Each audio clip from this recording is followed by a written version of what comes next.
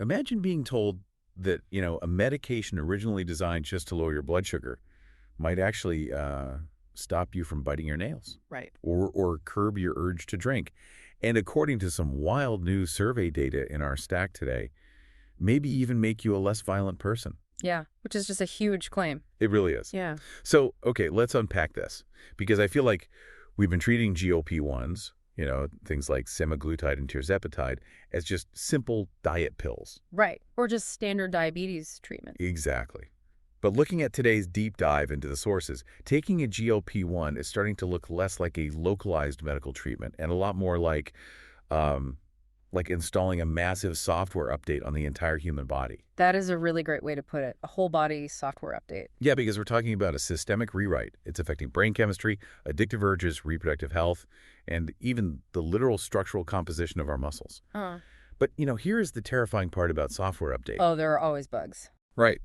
We're just now discovering all the hidden features and some potentially dangerous bugs in the code. Yeah, and what's crucial to understand here is that the current enthusiasm, like the massive hype surrounding these medications, it's completely outpacing our comprehensive understanding of their long-term mechanics. Oh, 100%. We are in this bizarre transitional phase right now. The medical community is observing systemic whole-body impacts that go far beyond just blood sugar control, which is incredible. But we really have to maintain a strict boundary between what the early data suggests is promising and what rigorous science has actually proven to be factual. Right, because there's a big gap there. Huge gap. Because when you start altering the fundamental metabolic pathways of the human body, the stakes are just incredibly high. And the side effects, they can show up in biological systems you wouldn't initially expect at all. Which actually brings us to the most unexpected system of all.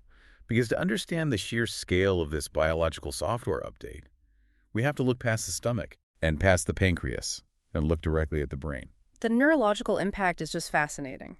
It really is. So patients on GLP-1s have been talking about the loss of quote-unquote food noise for a while now. Right.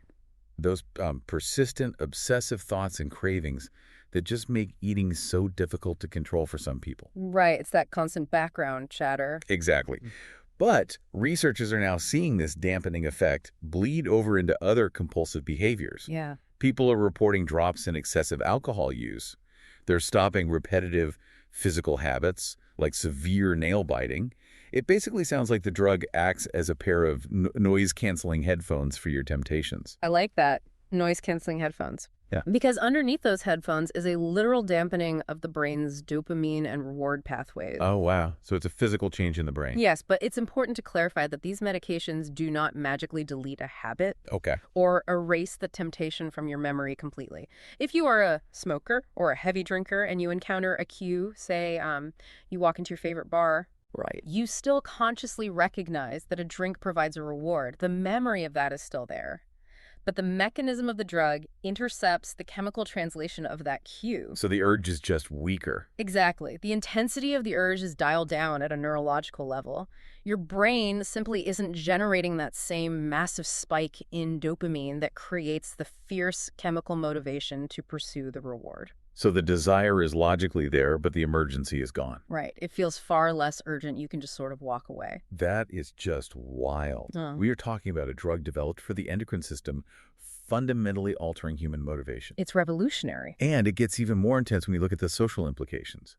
There's this 2025 nationally representative survey in our sources. Ah, yes, the impulsivity survey. Yeah, so it looked at 831 adults, and 597 of them are current GLP-1 users, while 224 are former users. The researchers were looking at impulsivity, alcohol consumption, and how those specific factors linked to self-reported violence.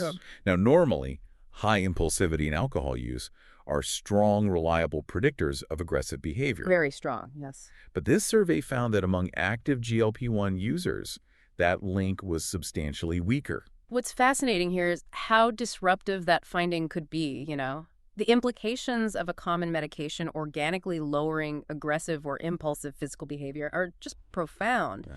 It really opens up an entirely new frontier for how we might treat severe compulsion in the future. But, okay, I have to push back on the methodology here for a second. Sure. Because looking at the details of that 2025 study, It wasn't a randomized clinical trial. Right. It was a survey. Right, a survey of self-reported behavior. Yeah. Couldn't this just be a massive correlation versus causation trap?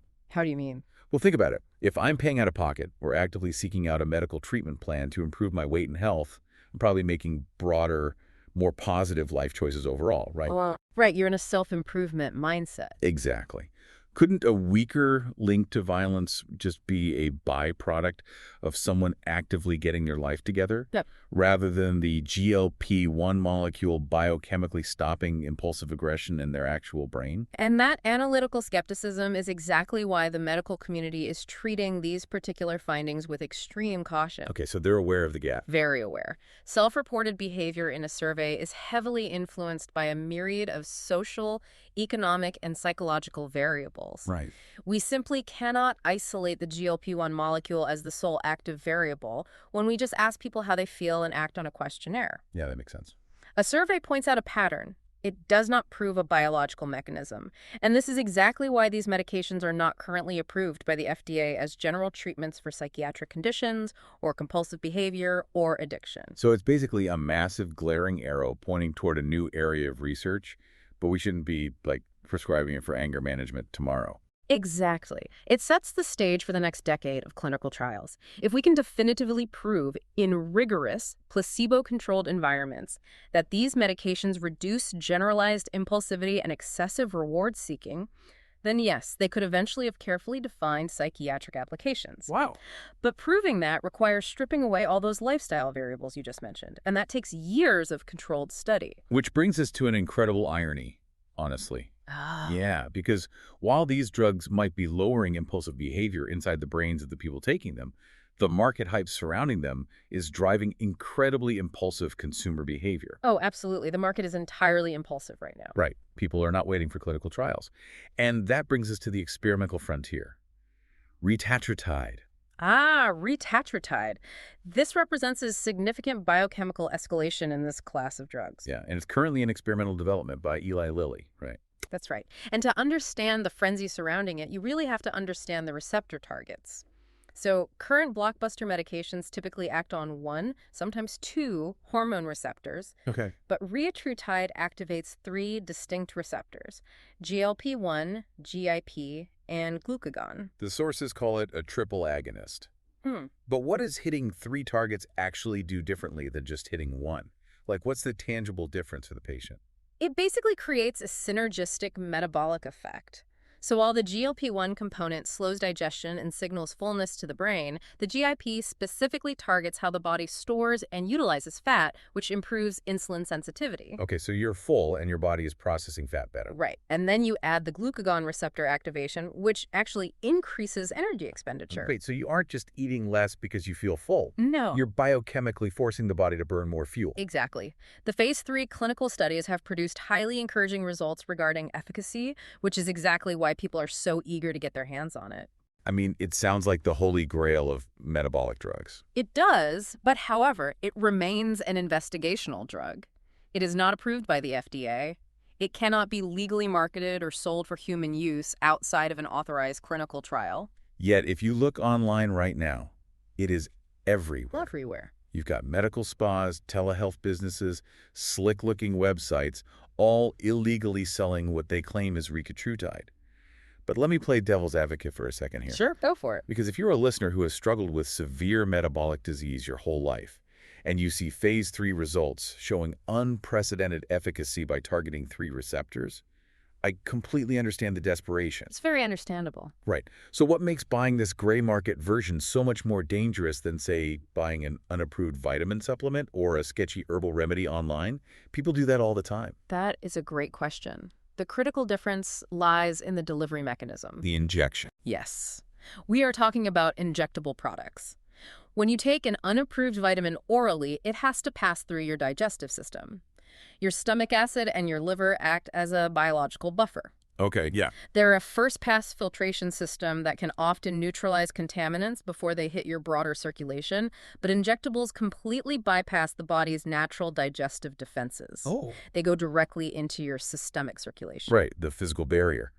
We take the stomach's acid for granted, but an injectable is basically an unrestricted backstage pass directly into the bloodstream. Exactly. That magnifies the risk of a compounding error tenfold. It amplifies the risk exponentially, really. When people purchase these substances from gray market websites or underground compounding operations, they have zero certainty about the vial's actual contents. Yeah, who knows what's in there? You are bypassing sterility regulations completely. A contaminated vial, an incorrect active ingredient, or even just a slight dosing error with a direct injectable can produce immediate life-threatening complications. Like severe systemic infections or sudden hypoglycemic shock. Wow. Yeah, the sources explicitly warn that just because a website looks professional, that does not equal genuine, safe medication. The FDA and Eli Lilly are practically shouting from the rooftops about this. They are! Eli Lilly states clearly that genuine retatrutide is legally available only to participants enrolled in their clinical trials. Full stop. And beyond the immediate danger of bacterial contamination, there is a fundamental scientific reason we wait for full FDA approval. Right. Promising phase 3 results do not guarantee that a drug is universally safe. Rare but severe adverse effects often only become apparent after a medication is tested in much larger, far more genetically diverse populations than those included in early trials. So you're just being a guinea pig. Bypassing that process is a massive, unchecked gamble with your entire endocrine system. Well, and speaking of the endocrine system, if bypassing the digestive system with an injectable is a shock to the body, that makes me think about what has to be the ultimate biological shock, which is pregnancy. Yes, maternal health is a huge topic here. What happens when two entirely different endocrine systems, the mothers and the developing fetus, are subjected to these massive metabolic swings? Because fertility clinics are seeing a huge surge of patients using GLP-1s right now. They are. Which means we are literally connecting these systemic metabolic changes to the creation of new human life. It is currently one of the most complex clinical challenges in reproductive medicine today. I can imagine. Historically, because early animal research raised some concerns about possible fetal development issues and human data was severely lacking, the traditional medical advice has just been strict avoidance. Just don't take it. Right. Doctors enforce a washout period, advising patients to stop taking these medications well before conception, just allowing the drug to fully clear their system. But human behavior is messy, and people don't always plan their pregnancies perfectly. Rarely perfectly. Because of that, we now actually have observational data on women who were exposed to these drugs early in pregnancy. Yes, the new data is very illuminating. There's a recent study analyzing 3,572 pregnancies involving women who had a GLP-1 prescription within 90 days before their last menstrual period. Right. And they compared the women who kept taking the drug during the first trimester against those who stopped. Right. The numbers here are kind of tense. The risk of the pregnancy not resulting in a live birth was 29.7% for those who continued the medication versus 27.1% for those who stopped. Now, after statistical adjustments, the researchers noted this wasn't definitive, causal proof of a higher risk associated with continuing the drug. Okay. And for the live births, continuing the medication wasn't conclusively linked to major congenital abnormalities. Right, but the sources immediately throw a wet blanket on that reassurance. They do. Because they emphasize that the statistical margins were still too wide to completely rule out clinically important risks. Basically, rare birth defects require massive sample sizes to spot, so 3,500 pregnancies just aren't enough to give a definitive green light. Exactly. It's too small of a pool to know for sure. But then a second study introduces a massive twist. They looked at overweight or obese women using GLP-1s, comparing those who used them before and during pregnancy against non-users. Right. And yes, the users had higher overall risks, but the researchers proposed a really fascinating explanation for why that was happening. And this raises an incredibly important question about causality in maternal health. Are the unfavorable outcomes caused by the GLP-1 molecule itself crossing the placenta and directly harming the developing fetus? Or is something else happening to the maternal environment? And here's where it gets really interesting. The researchers suggest the real danger might not be the drug reaching the baby at all. Right. The danger might actually be the metabolic crash that happens when the mother abruptly stops taking the drug. The withdrawal effect. Exactly. We're talking about rapid weight regain, massive spikes in blood sugar, skyrocketing blood pressure, and severe insulin resistance. All of those cascading metabolic conditions are known to be incredibly toxic to a developing placenta. Highly toxic, yes. So this sounds like a terrifying catch-22 for a pregnant woman. I mean, doctors have traditionally said stop taking the drug to protect the baby. Right. But this new data suggests that stopping the drug causes a metabolic rebound that directly harms the baby. What on earth is a patient supposed to do in that situation? It is the absolute definition of a clinical catch-22. Yeah. It highlights why individualized, heavily monitored medicine is paramount. The absolute worst course of action is abrupt discontinuation without a medical safety net. So you can't just quit cold turkey. No. A patient attempting to conceive, or who finds out they are newly pregnant, they must consult their prescribing clinician alongside an obstetric specialist immediately. That makes sense. You cannot simply stop a drug that is artificially regulating your entire metabolic baseline and expect your body to seamlessly take over. If you have underlying diabetes or severe metabolic disease, the shock to the maternal system upon withdrawal is profound, and the fetus bears the brunt of that instability. Wow. It's just such a delicate balancing act. And just to give a complete picture on the fertility front, the sources also touched on male fertility, which thankfully has a slightly more optimistic tone. Yes, much more optimistic. Based on reports from the Indio 2026 conference, early evidence suggests GLP-1s don't seem to damage male reproductive function. In fact, they might actually help boost testosterone and sperm counts. They do, but the mechanism of how they help is important to distinguish here. GLP-1s are not magical fertility boosters acting directly on the testicles. Right. What's happening is that obesity and severe insulin resistance are known to drastically reduce testosterone levels and interfere with normal sperm production. Oh, so it's a secondary effect. Exactly. Yeah. By utilizing a GLP-1 to achieve significant weight loss and improve metabolic function, these men are indirectly boosting their reproductive health. The drug is simply removing the metabolic roadblocks like excess adipose tissue that were hindering normal function. Right. It's clearing the traffic jam so the system can run normally. That's a great way to look at it.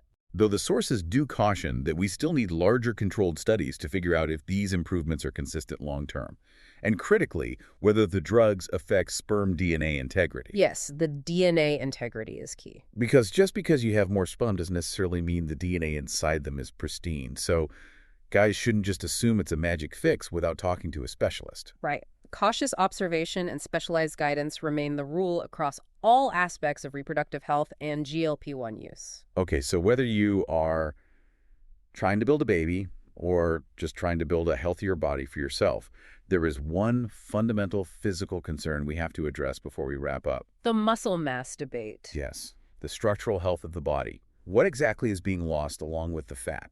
The loss of lean body mass has become a really central point of contention lately. Look, losing weight means losing some muscle. That's just basic biology. Your body is smaller, it is carrying a lighter load, so it doesn't need as much muscle to move around. Plus, in a steep caloric deficit, the body will inevitably consume some muscle tissue for energy alongside the fat. Right, but the debate is whether GLP-1s are causing disproportionate muscle loss compared to traditional dieting. Like, are they eating away more muscle than they should? That's the question. The sources mentioned a huge caveat in how this is measured, though. Yeah. Because if studies don't properly account for the total absolute amount of weight lost, the decline in muscle can look artificially severe on a percentage basis. Precisely. If you lose 100 pounds on a GLP-1, the absolute amount of muscle lost will naturally be higher than if you lost 10 pounds on a traditional diet. Because it's just more weight overall. Right. You have to contextualize the lean mass lost against the total mass lost. However, the sheer speed of the weight loss on these drugs means the medical community is taking the potential for rapid muscle degradation very seriously. And it's driving some incredible new biological interventions, like this study in Nature Medicine. Yes, the myostatin research. Yeah. Researchers are now looking at an antibody that targets a specific protein called myostatin. To me, using a GLP-1 without protecting your muscle mass is kind of like putting a high-performance sports car on a strict fuel limit. Okay, I like where this is going. Right. So eventually, the body starts stripping down its own engine, the muscle, just to keep the chassis moving. Yes. Myostatin is basically the biological mechanic that normally prevents the engine from getting too big. So blocking it forces the body to keep the engine completely intact while it burns off the extra weight in the trunk instead. If we connect this to the bigger picture, your sports car analogy really illustrates the ultimate goal of modern metabolic therapy. We are not just trying to make the car lighter, we are trying to ensure the engine remains powerful and the chassis' structural integrity remains strong. Exactly. At a cellular level, myostatin acts as a brake on muscle growth. By introducing an antibody that binds to and neutralizes myostatin, Researchers are effectively taking their foot off that brake. It signals the body to preserve and even build lean tissue, despite the severe caloric deficit caused by the GLP-1. That is amazing. But I have to stress, this antibody is still an emerging experimental strategy. It is not something patients can or should try to seek out right now. Right. Don't go looking for gray market myostatin online either. Please don't. So what are the practical takeaways for the listener who might be on one of these medications right now or is considering it? If you're listening to this and wondering how to protect your own engine without waiting for an experimental antibody, what is the protocol? The foundational pillars of muscle preservation are crucial here. Patients really need to consume adequate, high-quality protein to give their bodies the necessary building blocks. Eat your protein. Eat your protein. And they must perform regular resistance exercise to neurologically signal to the body that the muscle is still actively required for survival. You have to use it so you don't lose it. Exactly. They should avoid excessively rapid weight loss when possible, as steeper, sudden caloric deficits tend to cannibalize more muscle. And critically, they need to proactively monitor their physical strength and function over time. Especially as they age. This is exceptionally vital for older adults. The loss of muscle mass isn't just about aesthetics. It can quickly lead to physical frailty, falls, and a total loss of independence. It really emphasizes that this isn't a passive process. Not at all. You don't just take the shot and wait for the software update to install. You have to actively manage the biological reconstruction that's happening inside of you. The drug is a tool, not a cure-all. The patient's lifestyle provides the blueprint for how that tool reshapes the body. So bringing all of this together, the core message of this deep dive is kind of unavoidable. GLP-1 medications are rewriting the medical rulebook entirely. They absolutely are. They are undeniably powerful tools, but they are doing far, far more than diabetes and obesity care. The ripple effects are traveling through our neurological pathways. They're altering our compulsive behaviors. Yeah. They are impacting our reproductive systems, the viability of our offspring, and the very physical, structural composition of our muscles. And as we navigate this paradigm shift, particularly in an era of relentless information overload and gray market temptation, the greatest tool any listener has is critical thinking. So true. We must constantly separate what is merely available online from what is genuinely safe, and distinguish between what early data suggests is promising and what rigorous peer-reviewed science has proven to be factual. So what does this all mean? I want to leave you with a thought that builds on what we discussed regarding pregnancy. Okay. We talked about how the real danger to a pregnant woman might not necessarily be the drug itself, but the massive metabolic crash. Right, the withdrawal. The rapid weight regain, the blood pressure spikes, the insulin resistance that happens when the artificial GLP-1 signal is abruptly removed. If that physiological rebound is that severe, what does that mean for the general population? That is a scary thought. Right. What happens to the millions of people who eventually have to come off these medications, not because they want to, but for financial reasons? Yeah. Or because their insurance suddenly cuts them off, or due to other unexpected medical complications? Are we inadvertently creating a massive population that is permanently biochemically tethered to these drugs just to maintain a baseline metabolism? It's a question we really need to answer soon. Just a little something to ponder as you watch the pharmaceutical commercials roll by. Keep questioning the world around you, keep looking for the hidden features in your own software, and we'll catch you on the next deep dive.